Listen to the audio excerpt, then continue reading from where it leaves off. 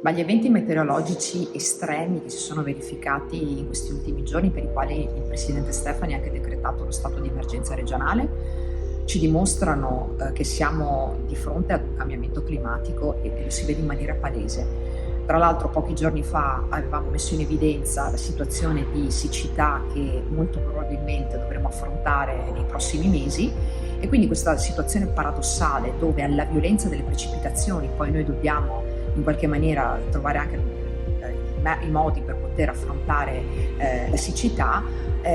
ci impone di adottare tutti quegli strumenti che sia come Regione del Veneto che in collaborazione con gli altri enti possiamo mettere in atto per cercare di rendere il nostro territorio più sicuro e dare quindi ai cittadini anche la possibilità di fronteggiare questo cambiamento.